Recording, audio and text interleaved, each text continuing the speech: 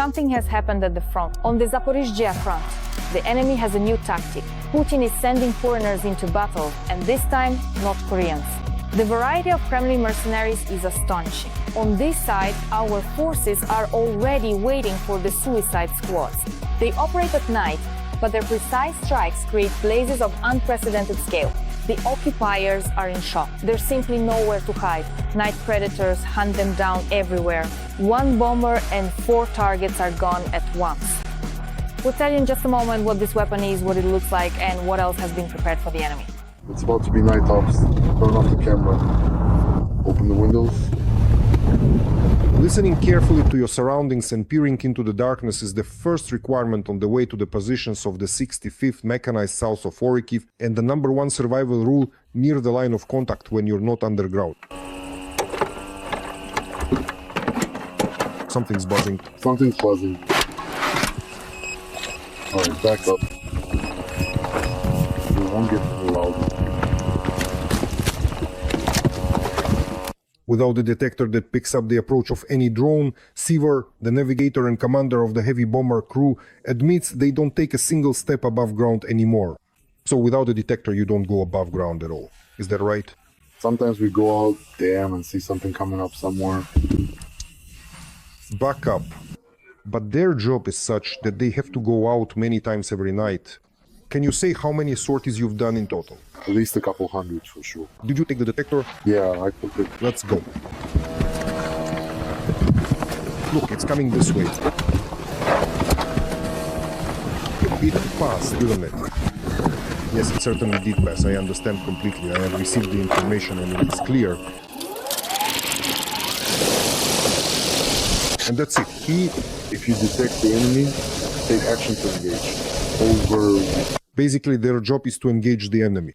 This time, the duty officer's warning sounded when the heavy shot 65 was already in the air and approaching the first scheduled target of the night. This is the approximate line of combat operations. Oh yeah, those are already the bastards. Oh, something just flew by. Somewhere around a pickup like that. Or maybe it's our Mavic. Now we'll sort out theirs, they're gathering over there. Groups of enemy assault troops, says Seaver Brigade Intelligence, and they themselves spot them every night in the Orikhiv-Tokmak direction. They put camping tents on their heads, raincoats too. Raincoats, you can see them. Yeah, a dummy line there. Yeah, that's a black square. A black square. Well, on this gray one there will be a rectangle like that. Those are already bastards.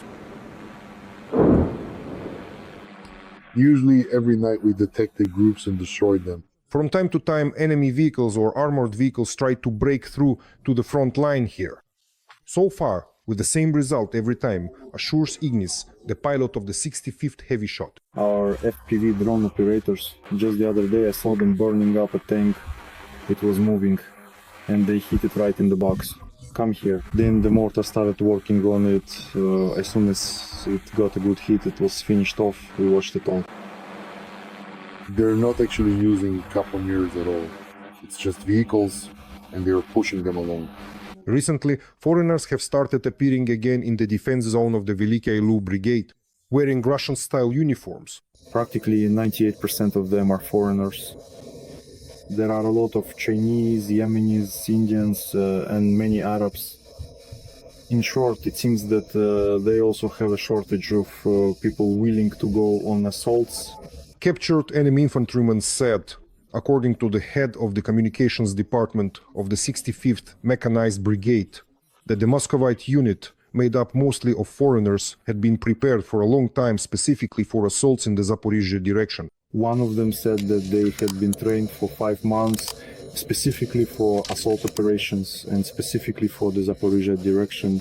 Right now, assault units of the regular Russian army are being concentrated here, where soldiers undergo rather lengthy training before going to the front lines. But it makes no difference to them, assures the sapper of the Ukrainian heavy bomber crew, which enemy to track down. To destroy any enemy, the diver says they have the means. North. Wow! It's a shaped charge, So it creates a shaped charge crater, and this one is a fragmentation one. There are grooves inside so that they break apart into segments. It's an awesome thing. A Kiev native and a swimming coach by profession, he admits. By calling, he now performs explosive manipulations with almost surgical precision. This is Zaporizhzhia's plastic explosive. You knead it, it's pretty hard, but when it warms up in your hands, you break it up, knead it carefully away from your face and put it in there.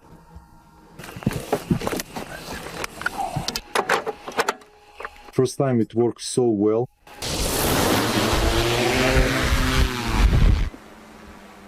Ooh, wow. It went directly and precisely right into the hole. Another Seaver. We finished, look, right into that hole. On this short July night, the crew of the heavy shot from the 65th Mechanized made more than half a dozen sorties. And every time they had to load the aircraft under the hum of drones in a completely dark sky. Right here.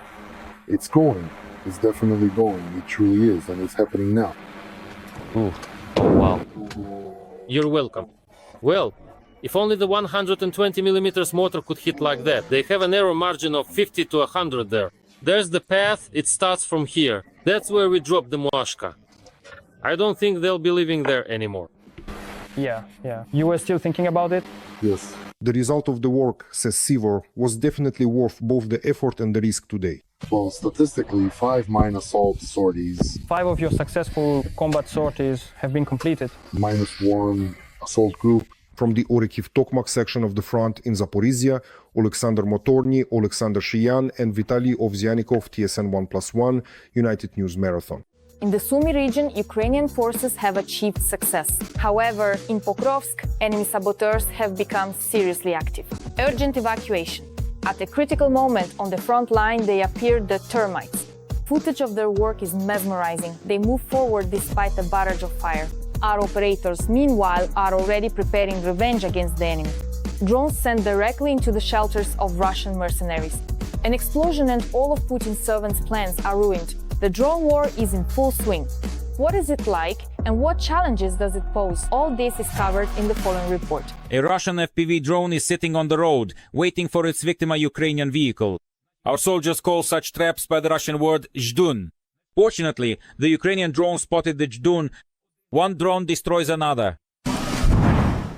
The war of robots is already a reality. This is a typical situation for the defenders in the Pokrovsk area, where the enemy is trying to establish an impenetrable kill zone and cut off logistics. They're hitting our logistics really hard, it's terrible. The enemy has advanced to the center of the village of Novokonomichne, northeast of Mirnora. This means that the logistics corridor along the Kostiantinivka-Pokrovsk highway has already been lost. There are only 2 roads left to the strategically important city, one from the direction of Pavlorad and another through the village of Rodinsky. But both are under constant artillery fire and drone strikes. Fire. The 59th Brigade is holding the defense in the Pokrovsk area. This unmanned systems unit also has its own assault infantry. They're stationed where sometimes only ground drones can reach the position. The enemy has cut off our logistics in this sector. It's already very difficult for you to get in there by armored vehicle or pickup truck. In our dynamic and evolving sector, advanced robotic systems are indeed the absolute top priority. Back at the beginning of the year, the Da Vinci Wolves battalion, which became part of the 59th Brigade, realized that ground robots allow people to survive in places where survival would seem impossible. This is how a wheeled drone delivers food, ammunition and medical supplies to the guys literally right under the enemy's nose. Because the Russians are, without exaggeration, sitting in their house next door. Now the battalion is equipped with a whole arsenal of unmanned vehicles for various tasks. This one here is the termite. It has a payload capacity of up to 400 kilograms. It can operate several times during the night. Its main tasks are logistics and evacuation of the wounded. To extract just one wounded person, you need at least 4 people. But this way, the work becomes much easier. It makes things easier because you don't need 4 people. This already guarantees safety for the people. Another advantage is that it works faster than a group of people would. Drones are also used to evacuate the dead. Here is one such mission. A group of assault troops request the evacuation of the body of a hero who died on the front line. The termite drone is trying to retrieve him. During the evacuation, several enemy FPV drones attack the ground drone.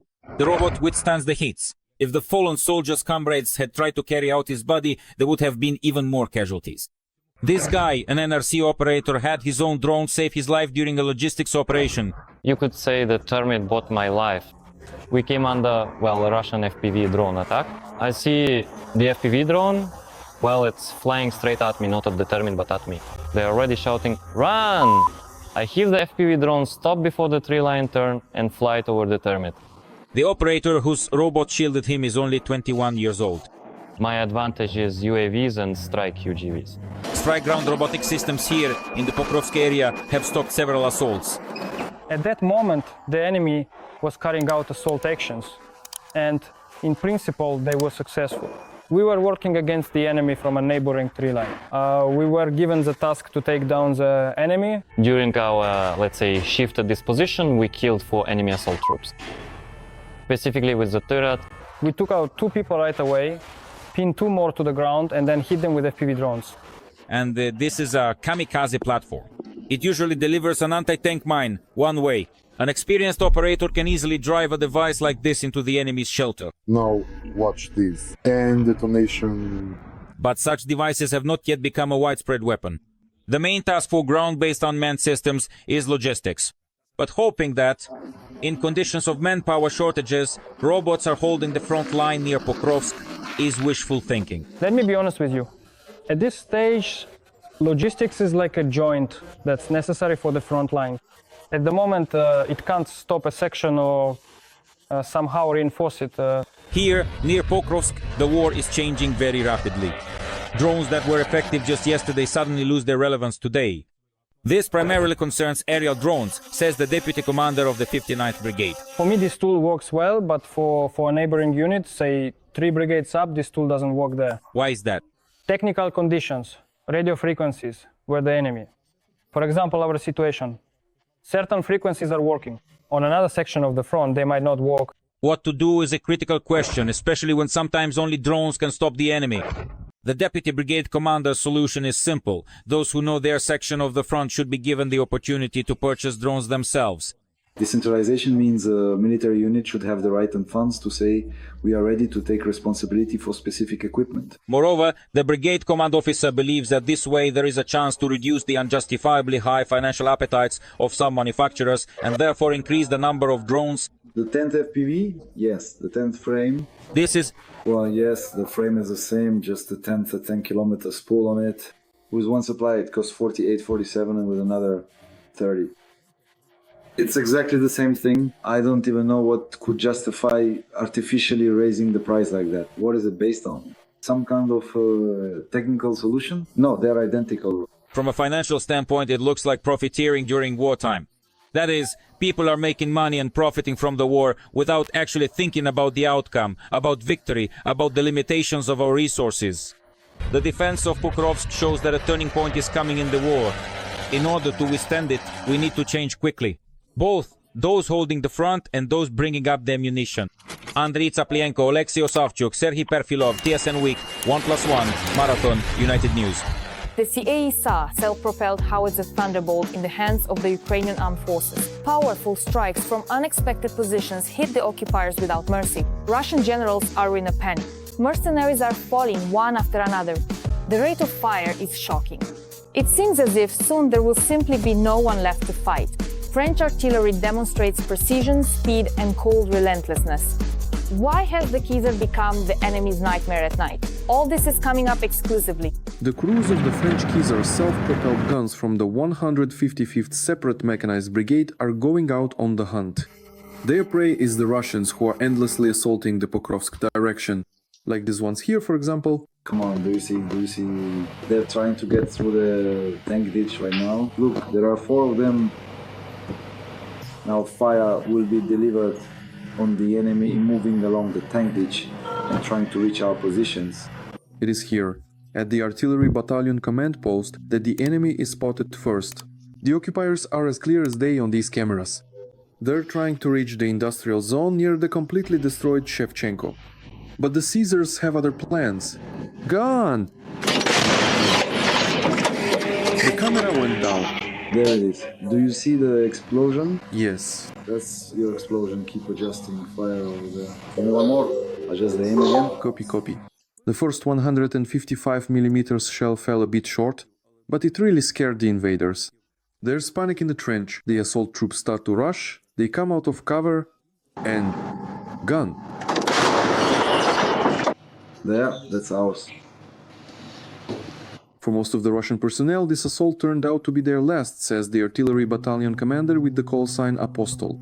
You saw that the infantry turned around and tried to move in the opposite direction. And there were two, well, at least they were wounded, maybe even killed.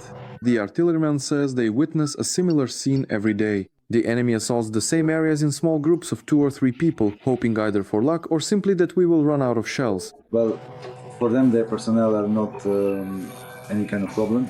For them, it's just a resource, and moreover, a resource they consider inexhaustible. So sometimes you watch as they try to storm the same spot for, well, the 10th time already, and always with the same result. At such a pace of combat operations, even the equipment sometimes can't keep up because those same Caesars were designed according to NATO standards without taking into account the specifics and intensity of battles on this scale. So now the manufacturers of this weapon are closely monitoring how their development performs in action. There were 120 shots per day. That is, the number of shots fired is already such that according to their norms and standards it should be replaced. Thanks to our experience, these bugs and nuances can be fixed.